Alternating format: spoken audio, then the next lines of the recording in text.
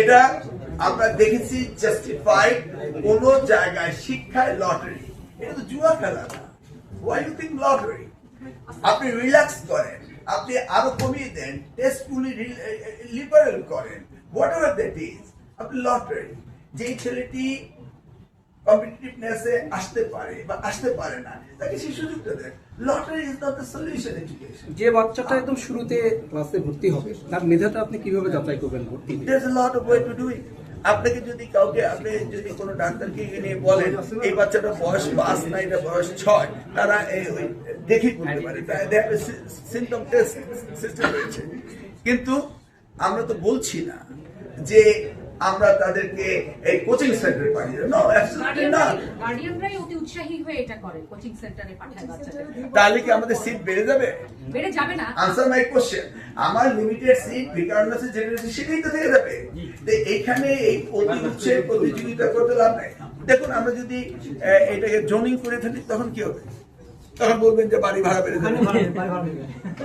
You see, everything has a reasonable reason. আমরা তো আশা করছিলাম যে আপনি বোধহয় এখানে ঘোষণা দিবেন যে 90% ভর্তি হবে আশপাশে আর 10%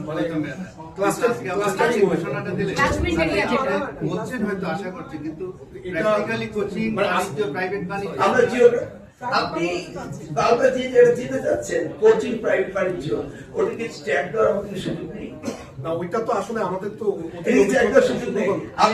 আপনারা যদি সত্যিকারে সমাজের দর্পণ হয়ে থাকে, আর যখন এই ঘটনাগুলি ঘটবে আমরা কি তখন বসে থাকবো? আমি গতকালকে এবং আজকে দুইজন শিক্ষাবিদের নামও বলছি, আমি তো তোমাদের তো লিখেছি, তো তারা বলেছে, যুক্তি দিয়ে বলেছে, বিদেশের উদাহরণ দিয়ে বলেছে, সাধারণত কি আপনি তো বিদেশে ছিলেন, মাদিবাবু বিদেশে ছিলেন, সাধারণত যে এলাকার বাচ্চা সে এলাকায় সবচেয়ে ভালো হ্যাঁ এটি বলেছে যে আপনাদের ফোকাস দেওয়া উচিত যে প্রত্যেকটা স্কুল যাতে ভালো হয়। তাহলে তো আর এই যে লটারির প্রয়োজন হতো না। এই আর কাজে আসছে এলাকা জোনিং করতে হবে। এখন যদি আমি আজকে জোনিং ঘটনা দেই, কালকে বিকাল আশেপাশে বাড়ি ভাড়া 10 গুণ বেড়ে যাবে। সেটা এখনো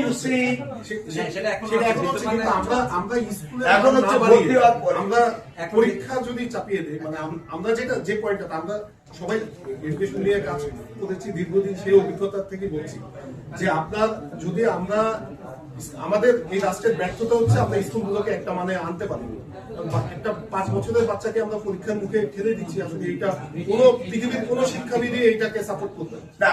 আমিও সাপোর্ট করছি না, কিন্তু সাপ্লাই এন্ড ডিমান্ড আমরা সাপোর্ট করছি না। সাপ্লাই এন্ড ডিমান্ড আপনার ডিমান্ড আছে, সাপ্লাই নাই, কি করবেন আপনি? তাই বলে লটারি ইজ নট সলিউশন।